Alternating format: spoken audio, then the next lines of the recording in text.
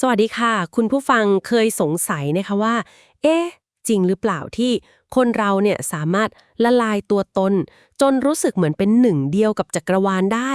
วันนี้นะคะเราจะมาลองสำรวจแนวคิดนี้กันค่ะแต่ว่าจะไม่ได้มองแค่ในมุมจิตวิญญาณอย่างเดียวนะเราจะเชื่อมโยงไปถึงสิ่งที่วิทยาศาสตร์สมัยใหม่ค้นพบเกี่ยวกับสมองของเราด้วยค่ะครับเรื่องนี้น่าสนใจมากเพราะมันแตะประเด็นสำคัญเลยคือบางอย่างที่เราเคยคิดว่าวิทยาศาสตร์คงอธิบายไม่ได้หรอกเป็นเรื่องความเชื่อประสบการณ์ส่วนตัวแต่เดี๋ยวนี้พรมแดนตรงนั้นมันเริ่มจางลงแล้วนะครับวิทยาศาสตร์เริ่มมีคำอธิบายมากขึ้นเรื่อยเหมือนเรื่องการไร้ตัวตนที่เรากำลังจะคุยกันนี่เลยใช่ไหมคะๆใช่ครับข้อมูลที่เราจะคุยกันวันนี้ก็มาจากงานวิจัยทางสมองเลยครับที่ศึกษาประสบการณ์ทางจิตโดยเฉพาะเรื่องอัตตาหรือความรู้สึกว่าเป็นตัวเรานี่แหละแล้วก็ภาวะที่ความรู้สึกนี้มันเหมือนจะจางหายไป หรือที่เขาเรียกว่า ego dissolution นะครับ โหน่าสนใจมากค่ะงั้นเรามาเริ่มกันเลยดีกว่าค่ะถ้ามองในมุมวิทยาศาสตร์อัตตาเนี่ยมันเกี่ยวกับสมองส่วนไหนยังไงอะล่ะคะ หลักๆเลยนะครับ มันเกี่ยวกับเครือข่ายในสมองที่ชื่อว่า default mode network หรือ DMN DMN ครับ ตัวนี้มันเหมือนเป็นระบบหลังบ้านของสมองนะครับ จะทำงานเยอะตอนเราไม่ได้จดจ่อกับอะไรข้างนอก เช่น ตอนเราคิดถึงตัวเอง คิดถึงเรื่องเก่าๆ วางแผนอนาคต หรือแม้แต่ตอนใจลอยๆ อ๋อเหมือนเป็นตัวที่คอยสร้างเรื่องราวความเป็นฉันขึ้นมาอยู่ตลอดเวลาประมาณนั้นเลยครับ มันสร้างความรู้สึกต่อเนื่องว่าฉันคือฉัน แล้วมันไปเกี่ยวกับเรื่องการละลายอัตตายังไงคะ จุดที่น่าทึ่งอยู่ตรงนี้ครับ คืองานวิจัยเยอะมาก โดยเฉพาะที่ใช้ fMRI สแกนสมองเนี่ยเขาพบว่า DMN มันทำงานลดลงเยอะมากๆ ในบางภาวะ ภาวะแบบไหนคะ เช่นตอนทำสมาธิลึกๆครับ หรือในกลุ่มคนที่มีประสบการณ์เฉียดตาย ผลที่ตามมาก็คือความรู้สึกที่เรียกว่า ego dissolution นี่แหละครับ คือคนที่มีประสบการณ์จะเล่าคล้ายๆกันว่า ขอบเขตระหว่างตัวเองกับข้างนอกมันเบลอไปหมดเลย รู้สึกเหมือนไม่มีตัวตน แต่กลับรู้สึกเชื่อมโยงเป็นหนึ่งเดียวกับสิ่งที่ใหญ่กว่า เหมือนเป็นส่วนหนึ่งของธรรมชาติหรือจักรวาลอะไรแบบนั้นใช่ครับ แล้วก็มีอีกส่วนที่เกี่ยวด้วยคือบริเวณสมองที่เรียกว่า temporoparietal junction หรือ TPJ ตรงรอยต่อสมองกลีบขมับกับกลีบข้างอะครับ ตัวเนี้ยมันเกี่ยวกับการรับรู้ขอบเขตร่างกายเรา ถ้ามันทำงานลดลง ก็อาจจะรู้สึกเหมือนร่างกายมันเบาๆ หรือจะหายไปได้เหมือนกัน ยิ่งเสริมความรู้สึกไร้ขอบเขตเข้าไปอีกครับผม พอฟังแบบนี้แล้ว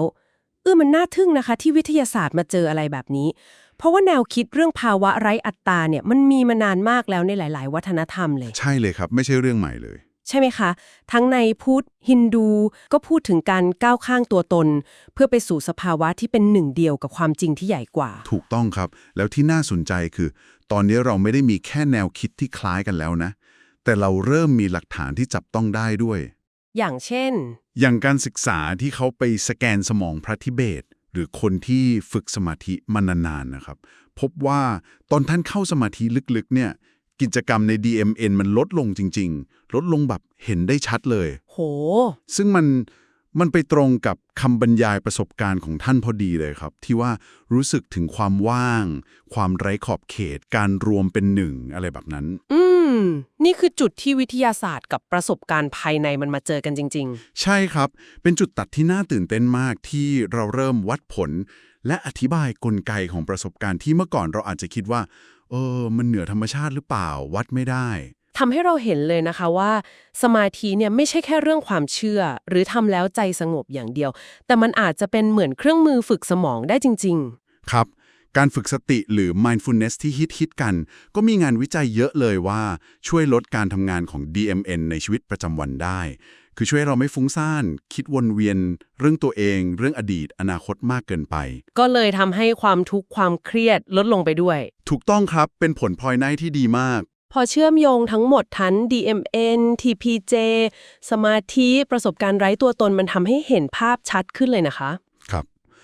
มันทำให้เราเริ่มมองเห็นว่าไอ้ตัวตนที่เรารู้สึกยึดถือนักหนาเนี่ยบางทีมันอาจจะไม่ใช่แก่นแท้ถาวรอะไรขนาดนั้นก็ได้ อาจจะเป็นแค่รูปแบบการทำงานอย่างหนึ่งของสมอง อืม และประสบการณ์ที่ดูเหมือนจะเหนือจริงอย่างการรู้สึกเป็นหนึ่งเดียวกับจักรวาลเนี่ยจริงๆมันอาจจะมีฐานทางชีววิทยาที่เราเข้าถึงได้ฝึกฝนได้เหมือนกันมาบรรจบกันของศาสตร์ตะวันตกที่เน้นวัดผล